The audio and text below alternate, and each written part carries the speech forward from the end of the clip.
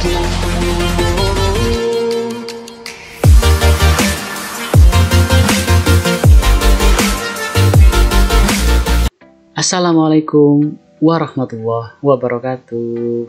Berjumpa kembali di channel Aurum Ramadhani di program Klinik Kimia, cara asik belajar kimia bersama saya Sony Syarifuddin. Dan sahabat, kita sudah masuk ke termokimia bagian yang ke-6. Kali ini kita akan belajar tentang hukum Hess. Nah, hukum Hess ini nanti sebenarnya sering keluar di soal-soal ya. Jadi sahabat, pastikan jangan melewatkan video ini, simak sampai habis dan jangan lupa like, comment, share, dan subscribe dengan menekan tombol loncengnya gitu ya, agar mendapatkan notifikasi tentang video-video kimia yang terbaru di channel Aurum Ramadhani. Yuk kita langsung saja ke pembahasan tentang apa itu hukum Hess itu ya sahabat. Nah, jika pada video yang sebelumnya kita udah belajar tentang menentukan kalori reaksi menggunakan kalorimeter, sekarang kita akan belajar untuk menentukan kalori reaksi menggunakan hukum Hess. Hukum Hess, kita awali dengan seorang ilmuwan namanya German Hess. Adalah ilmuwan yang berasal dari Swiss gitu ya, lahir di Switzerland. Kita langsung saja. German Hess merumuskan bahwa perubahan entalpi standar suatu reaksi kimia tidak dipengaruhi oleh jalannya reaksi, akan tetapi hanya ditentukan oleh keadaan awal dan akhir reaksi. Karena kalau sahabat menyimak video yang pertama ya tentang termokimia bagian pertama, entalpi itu adalah fungsi keadaan, di mana tidak dipengaruhi oleh jalannya reaksi, reaksinya gitu ya, tapi hanya ditentukan oleh keadaan awal dan keadaan akhir gitu ya. Jadi kalau misalkan di sini ada A menjadi B, kemudian B menjadi C, ada juga reaksi dari A ke C. Maka di sini A ke C itu adalah reaksi yang langsung menuju produk. Tapi kalau A ke B ini adalah jalan alternatif yang lain. A ke B baru B ke C. Kalau ini A bisa juga langsung ke C. Jika A ke C itu nilainya adalah delta H3 di sini ya sahabat ya, delta H3. Saya berilah di sini ya delta H3 gitu. Nah, sementara A ke B adalah delta H1, B ke C adalah delta H2, maka ini kan langsung gitu ya, A ke C, langsung ke produk dari reaktan, langsung menuju produk, maka nilai delta H3 ini adalah nilai yang paling besar. Jadi delta H3 sama dengan delta H1 ditambah delta H2 gitu ya. Jadi seperti ini, delta H3 atau delta H di sini ya, itu sama dengan delta H1 ditambah delta H2. Yang langsung ini nilainya yang paling besar. Ini adalah alternatif jalannya gitu ya sahabat ya. Nggak sulit sebenarnya untuk hukum Hess ini, karena nanti kita cuma membolak-balikan reaksinya. Langsung saja kita ke contoh soalnya.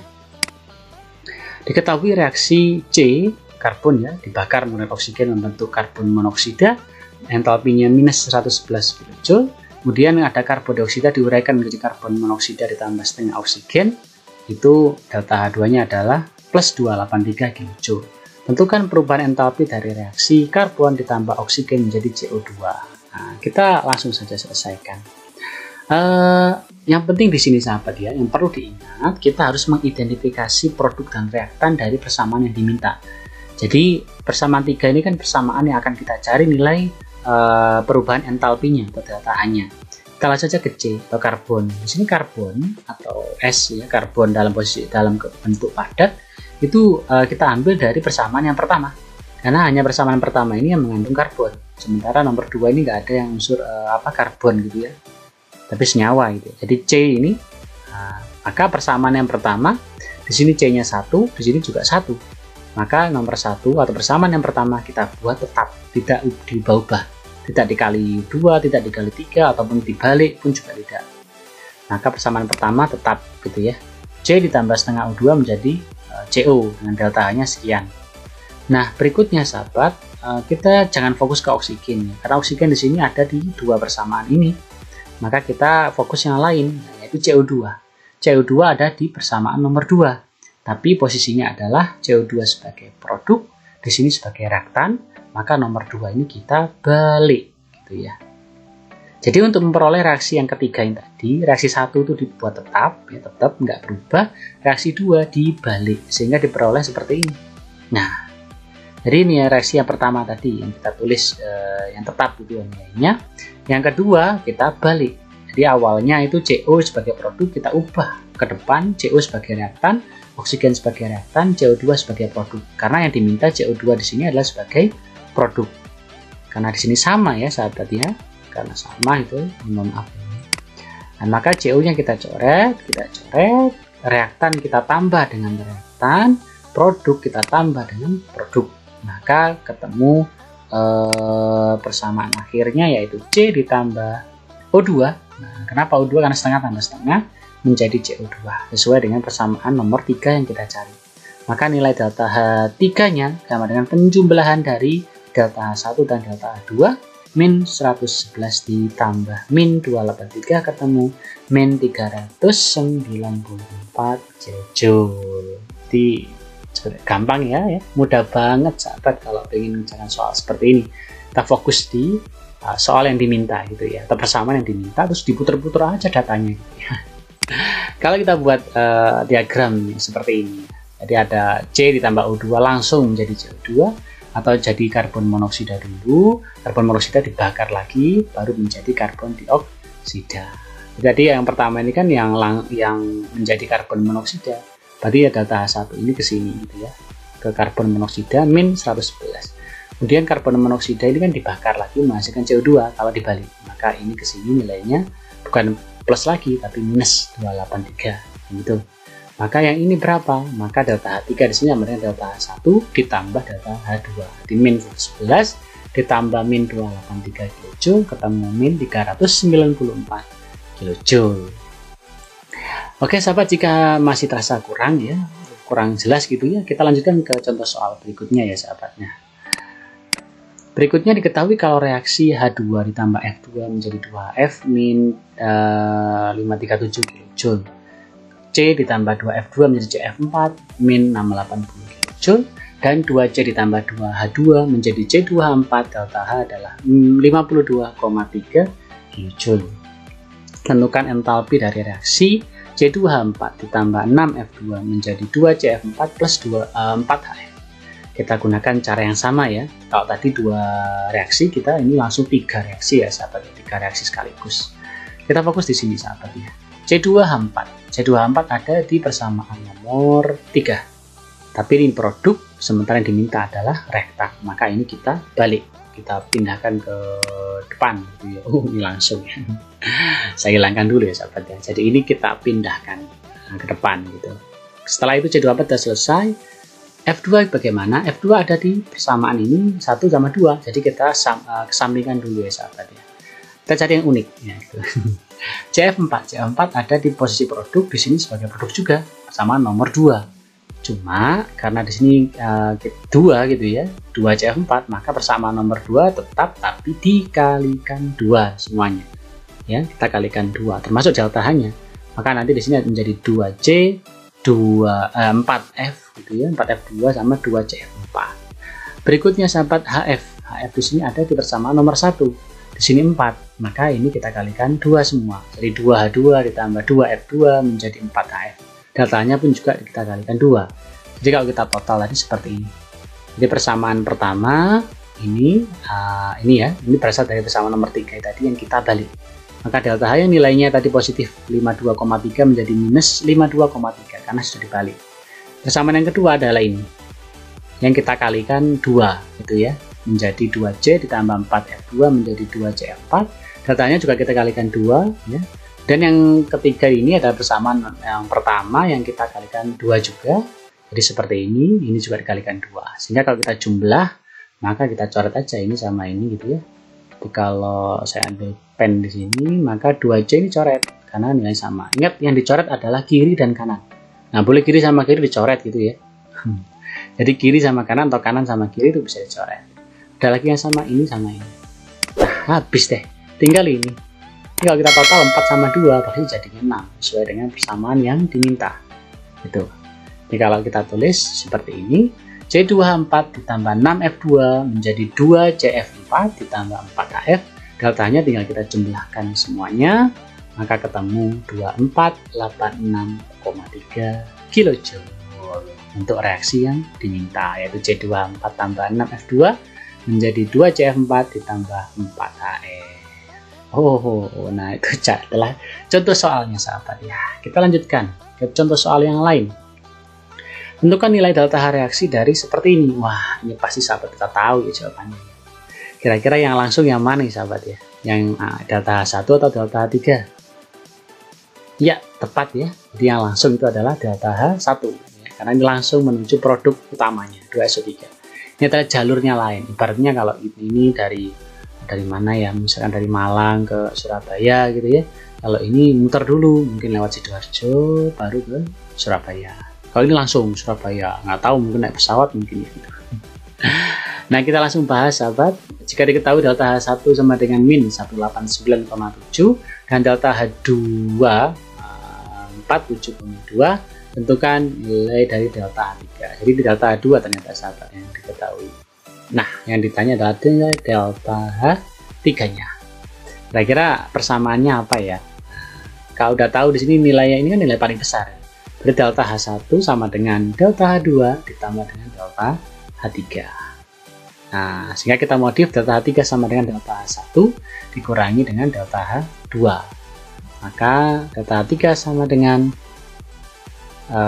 min 189,7 dikurangi 47,2 kilokalori, maka ketemu nilainya sebesar min 236,9 kilokalori. Mudah ya sahabat, nah, mudah banget pokoknya. Yang penting kita pahami banget gitu ya prosesnya, biar kita tidak hanya bisa jawab gitu, tapi paham. Jadi ketika nanti diberikan soal jenis yang lain, sahabat bisa mengerjakannya dengan mudah. Berikutnya sahabat kita lihat contoh soal dan pembahasan lagi ya.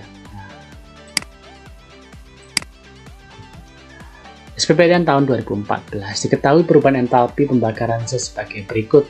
Ada apa entalpi pembakaran atau combustion ya dari C6H6 atau benzena. Nanti kita pelajari ini di kelas 12 ya, benzena. Kemudian pembakaran hidrogen, pembakaran karbon, nilainya masing-masing. Berdasarkan data tersebut, delta H0F untuk pembentukan benzena. Jadi yang ditanya pembentukan. Sementara data yang diketahui adalah data tentang entalpi pembakaran. Jadi gimana kalau pengen nyoret-nyoret tadi ya, seperti hukum S kiri kanan dicoret, maka kita uraikan dulu. Karena pembakaran, ingat ya sahabat, pembakaran itu bereaksi dengan oksigen membentuk CO2 sama 2O untuk senyawa hidrokarbon. Untuk hidrogen ditambah oksigen dibakar pasti hanya menghasilkan H2O saja. Maka kita uraikan aja sahabat langsung. Nah, seperti ini. Jadi di benzena dibakar menghasilkan CO2, H2O disetarakan, hasilnya sekian datanya ya. Untuk air juga H2 dibakar sekian, karbon juga menghasilkan CO2 hasilnya sekian. Ingat di sini harus koefisiennya 1 karena ini per mol untuk 1 mol. Ini 1, 1, 1, nggak boleh 2 gitu ya. Jadi 2 mol dah ini. Kemudian kita modifikasi persamaan ini agar ketemu persamaan pembentukan dari benzena. Benzena kan C6H6, berarti terbentuk dari unsur karbon dan unsur H2 gitu ya. Maka persamaan yang pertama kita balik ya, persamaan 2 kita kali 3, persamaan 3 kita kali 6. Dengan tujuan apa ya, kita lihat ya sahabat ya. Jadi seperti ini. Nah, karena yang diminta sahabat sebenarnya karena pembentukan pembentukan benzena cair. Benzena itu kan C6H6 gitu ya, C6H6. Maka unsur penyusunnya adalah karbon ditambah 3H2. Ini adalah persamaan yang kita cari nilai delta H-nya gitu ya. Karbon ditambah 3H2 menjadi C6H6 gitu ya. Nah, untuk memperoleh persamaan ini yang kita cari, maka kita manipulasi 3 persamaan ini agar ketemu ini. Nah di sini C kan sudah ada di sini C, maka ini persamaan ini persamaan yang ketiga ini, karena di sini C-nya 6 gitu ya, kita setarakan dulu ya, maaf ya 6C, maka ini kita kalikan 6, jadi persamaan 3 dikali 6, jadi seperti ini. kira-kira seperti itu ya. Kemudian di sini 3 2, maka persamaan yang kedua yang ada hidrogen ini kita kalikan 3 ini. Nah kemudian C6H6 itu ada di persamaan pertama ini, maka ini kita balik supaya menjadi produk seperti yang ditanyakan di soalnya, yaitu pembentukan. Jadi seperti ini sahabat. Kemudian kita coret yang sama gitu ya, yang sama di 3H2O kita coret gitu ya. 6CO2 juga kita coret seperti ini. Oksigen ini sebenarnya dicoret juga ya, karena 6 sama 1,5 itu kan 6 sama 1,5 itu kan 7,5. Nah ini juga 7,5, 15/2, maka kita coret juga sini. Maka ketemu persamaan 6C tambah 3H2 menjadi C6H6, dan deltanya kita tinggal jumlah saja, ketemu plus 102 kJ/mol. Jadi jawaban yang benar untuk soal SBMPTN tahun 2014 ini adalah A, yaitu minus 102 kJ/mol. Ini pinter-pinteran sahabat ini dalam menguraikan ini. Nah Pak, untuk persamaan ini diajarkan di mana? Diajarkan di video sebelumnya, yaitu termokimia bagian yang keempat ya, bagian keempat tentang jenis-jenis perubahan entalpi standar. Juga ada entalpi pembakaran, pembentukan, penguraian, penetralan, dan pelarutan, pengatoman juga ada. Oke, sejauh ini saya harap sahabat paham dengan langkah untuk membahas soal-soal seperti ini, soal SBMPTN gitu ya. Berikutnya sahabat kita lanjutkan ke latihan soal, dan ini tentunya sangat penting bagi sahabat untuk melatih kemampuan sahabat di bidang kimia. Jadi tidak hanya nyimak saja. Kalau nyimak ya pasti paham ya, mantuk-mantuk gitu ya, kepalanya ngangguk gitu ya. Atau kalau di Jawa mantuk-mantuk gitu ya. Nah, tapi harus diiringi dengan berlatih. Karena dengan berlatih baru kita tahu kita bisa atau tidak. Ini adalah soal yang pertama. Jadi ada grafit dibakar min P, grafit dibakar menjadi CO2 min Q, kemudian karbon monoksida dibakar deltanya min R. Sesuai hukum Hess berlaku persamaan yang mana? Nanti sahabat bisa mencoba gitu ya. Berikutnya persamaan nomor 2, besi dibakar menjadi besi 3 oksida atau Fe2O3, aluminium dibakar menjadi Al2O3. Pertanyaannya adalah tentukan nilai delta dari persamaan 2Al ditambah Fe2O3 menjadi Al2O3 ditambah 2Fe. Ini adalah gabungan sebenarnya. Jadi sahabat bisa memanipulasi dua persamaan ini, memanfaatkan dua persamaan yang diketahui di soal, diputar-putar, dikali ataupun yang lain sampai ketemu nilai persamaan ini yang diminta di soal, sehingga bisa menentukan berapa nilai perubahan entalpinya. Jadi video ini bisa dihentikan sejenak sahabat untuk mencatat soal ini. Nanti sahabat bisa langsung menjawabnya di kolom komentar. Nah, untuk soal yang ketiga sahabat, sesuai dengan diagram tingkat energi berikut, penguapan 1 mol air dari tubuh. Jadi menguap, air menguap dari apa ya? Kalau menguap itu dari fase liquid menjadi gas. Dari liquid menjadi gas, atau ini ke sini ya? Ini ke sini atau ini ke situ? Ingat, yang diuapkan adalah air. Zat cair menguap menjadi uap, maka bukan menjadi hidrogen ya, tapi dari liquid menuju gas. Jadi yang digunakan adalah ini, nilai dari ini menuju ini. Sahabat pasti bisa menghitung berapa nilainya. Itu ya. Dari nilai itu sahabat bisa menjawab apakah tubuh kehilangan energi 87 kJ atau tubuh mendapatkan energi 87 kJ, tubuh kehilangan energi sebanyak 43,5 kJ, tubuh mendapat energi sebanyak 43,5 kJ, tubuh kehilangan energi sebanyak 285,5 kJ. Yang perlu ditekankan di sini sahabat, dalam diagram tingkat energi ini harus memperhatikan koefisien, gitu ya. Silahkan dicatat dan dijawab nanti di kolom komentar. Jangan lupa tulis namanya juga ya, dari sekolah mana, kelas berapa, dan seterusnya. Oke, itu saja yang bisa saya sampaikan tentang hukum Hess dan termokimia bagian yang kelima. Jangan lupa like, comment, share, dan subscribe. Terutama share ya ke teman-teman yang lain ya, dan subscribe gitu ya untuk mendapatkan notifikasi. Tekan tombol loncengnya. Notifikasi penting berupa video-video yang terbaru dari kami tentang kimia. Semoga bermanfaat untuk kalian semuanya. Saya akhiri. Wassalamualaikum warahmatullahi wabarakatuh. Sampai berjumpa di video-video berikutnya.